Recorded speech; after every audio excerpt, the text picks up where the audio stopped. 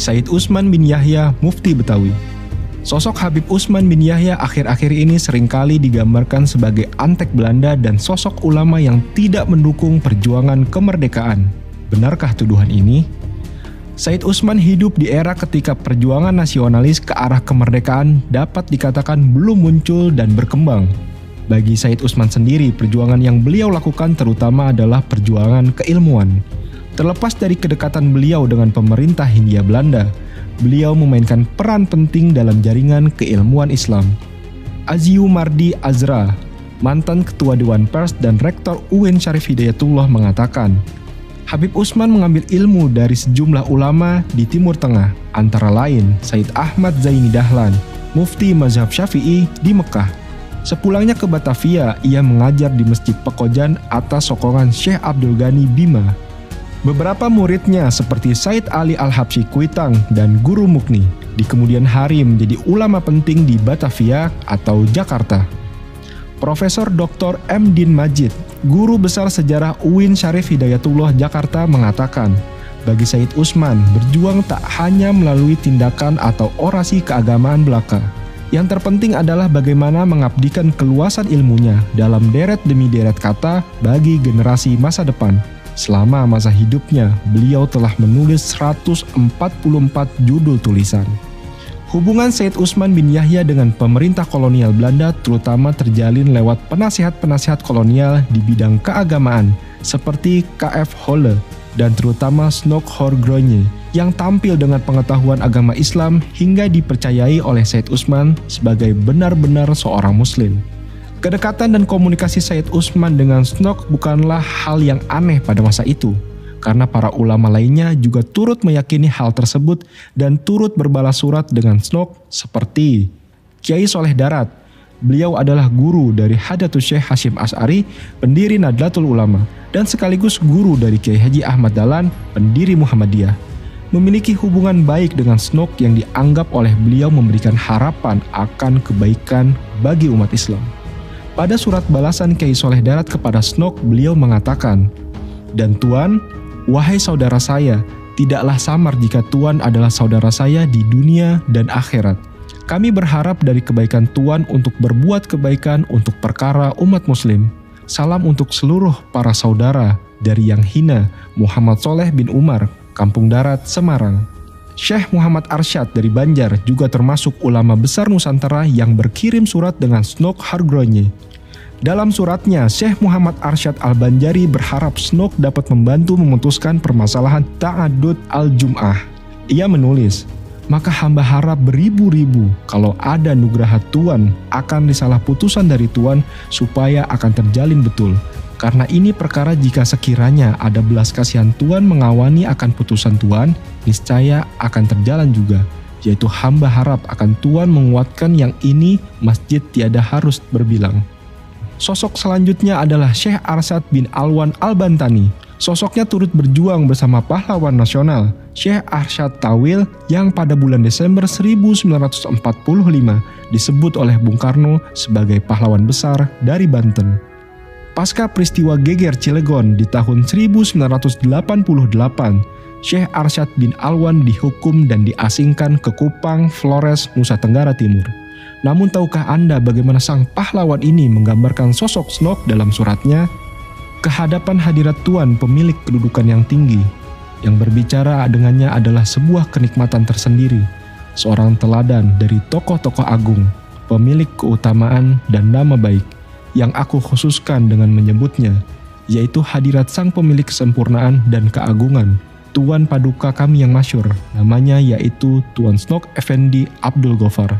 Semoga kedudukannya terus tinggi dan kebaikannya terus tercurah. Lalu apakah diartikan para ulama yang dihukum pasca geger Cilegon sebagai antek Belanda? Tentu tidak. Juga banyak nama lain seperti Syekh Nawawi Al-Bantani, Panglima Polem, Syekh Ahmad Surkati, dan Haji Agus Salim yang juga berkomunikasi baik dengan Snok. Karena itulah kita harus mempelajari sejarah dengan melihat kondisi pada saat itu, di mana Snok berhasil menampilkan diri sebagai sosok muslim yang dihormati dan dihargai oleh para ulama Nusantara. sehingga tidak mungkin mengatakan seluruh ulama dan pahlawan tersebut sebagai antek Belanda.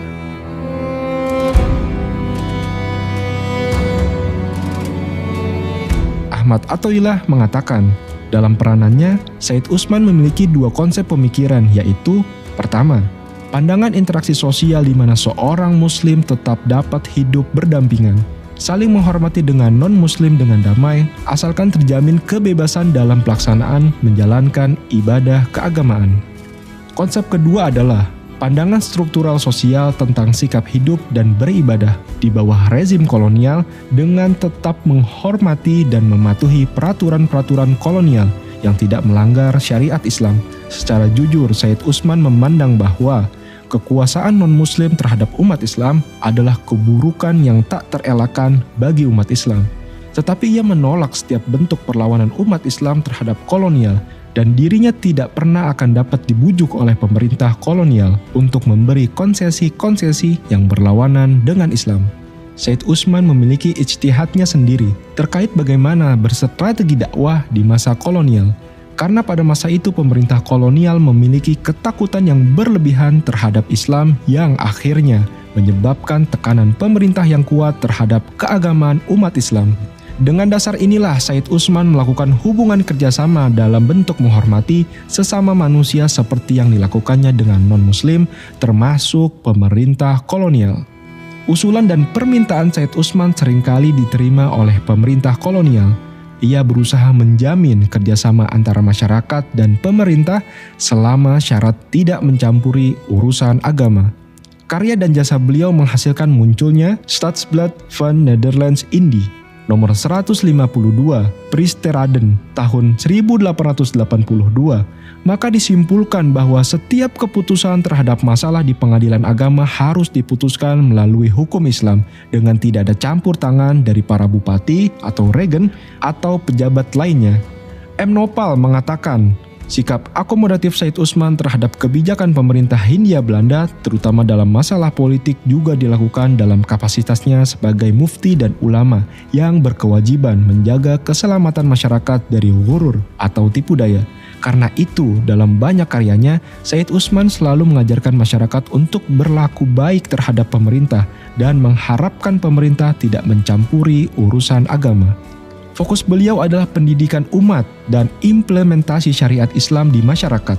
Namun ijtihad dan strategi beliau ini bukannya tanpa kritik terhadap pandangan sebagian Ba'alawi dan orang Arab lainnya di pan-Islamisme yang memiliki strategi berbeda. Said Usman kemudian sering mendapat kritik tertulis dari orang Arab melalui sindiran-sindiran di majalah pan-Islamisme. Benarkah Mufti Betawi menentang jihad kemerdekaan dan tidak mendukung perjuangan? Adapun kritiknya terhadap jihad pemberontakan petani di Banten pada tahun 1888 yang digerakkan oleh para anggota tarekat, perlu diketahui status beliau sebagai mufti adalah berusaha mengukur dengan terpenuhi atau tidaknya syarat-syarat jihad tersebut. Dalam hal ini beliau menilai Geger Cilegon tidak terpenuhi syarat jihadnya secara fikih. Tentu hal ini menghadirkan perbedaan pendapat, sebagaimana perlawanan di Cilegon tersebut juga dipandang sebagai perlawanan heroik dalam sejarah bangsa. Namun Said Usman memiliki pandangan dan caranya sendiri dalam mendukung perjuangan. Ia mendukung seluruh upaya mencerdaskan bangsa dan membuka wawasan masyarakat. Beliau mendukung penuh pembentukan Jamiat Khair dengan mengatakan kepada para pendirinya, bahwasanya saudara kami, para pendiri Jamiat Khair, telah membuat suatu perbuatan yang sebaik-baiknya perbuatan, yang untuk memperbaiki keadaan, dan ini bentuk wujud kepedulian mereka dalam mengembangkan dan menghasilkan ilmu-ilmu syariat Nabi Muhammad SAW dengan membangun madrasah yang bernama Jamiatul Khair.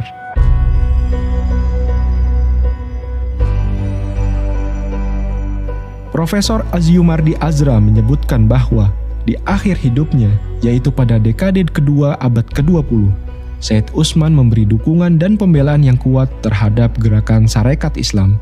Walaupun gerakan ini pada tingkat tertentu telah memberi tantangan terhadap status quo pemerintah kolonial. Bagaimana mungkin orang yang dikatakan antek penjajah justru mendukung Sarekat Islam yang memberi tantangan status quo pemerintah kolonial? Sikap positifnya ini mungkin disebabkan Syarikat Islam menyalurkan aspirasinya secara legal formal dan bukan lewat pemberontakan. Setidaknya Said Utsman menulis 2 risalah untuk membela Syarikat Islam, yaitu Sinar Istirlam pada menyatakan kebenaran Syarikat Islam dan Selampai Tersulam pada menyatakan kebajikan Syarikat Islam. Pembelaannya terhadap Syarikat Islam ini dapat dilihat sebagai dukungan Said Utsman terhadap perjuangan awal masyarakat Indonesia yang nantinya mengarah pada kemerdekaan. Akhirnya, kita perlu meletakkan Said Utsman pada timbangan yang adil. Kalau beliau dikritik karena kedekatannya dengan pemerintah kolonial, beliau juga memiliki jasa yang besar dalam penyebaran ilmu agama Islam, menghentikan campur tangan Belanda terhadap kehidupan beragama, dan beliau juga memberikan sokongan terhadap gerakan pencerdasan umat seperti Syarikat Islam, yang merupakan organisasi pergerakan penting di awal era kebangkitan nasional. Ia wafat sebelum proklamasi kemerdekaan di tahun 1913. Ada pejuang yang angkat senjata, ada yang lewat pendidikan, juga ada yang lewat aspirasi legal formal. Lalu bagaimana dengan Said Utsman mendoakan Ratu Belanda? Said Utsman bin Yahya menjawab dalam kitabnya, Menutup Pintu Fitnah dan Pengucilan, bahwa terdapat perbedaan antara sikap ramah yang dilarang atau mudahanah dan yang diperbolehkan, mudoroh al-jaizah, di mana ucapan doa itu dapat memberikan kemaslahatan penduduk muslim, dan argumen sikap beliau ini beliau tuangkan dalam kitabnya Membuka Pintu bagi Penyempurnaan Pikiran yang Baik, yang dimana tulisan-tulisan beliau diperlihatkan ke Said Ahmad Zaini Dahlan, guru beliau, Mufti Syafi'i di Mekah. Dan beliau turut dibela oleh seorang kiai besar Betawi lainnya, Kiai Marzuki, tokoh besar Nahdlatul Ulama Betawi yang menulis kitab untuk membela Said Utsman. Ketika diadakan Kongres Syarikat Islam yang dihadiri oleh 7.000 orang, host Cokro Aminoto mengundang Said Utsman bin Yahya sebagai pembicara utama dalam kongres tersebut. Mungkinkah guru besar bangsa host Cokro Aminoto mengundang antek penjajah menjadi pembicara utama di dalam kongres organisasi yang bahkan belum mendapatkan pengakuan pemerintah kolonial?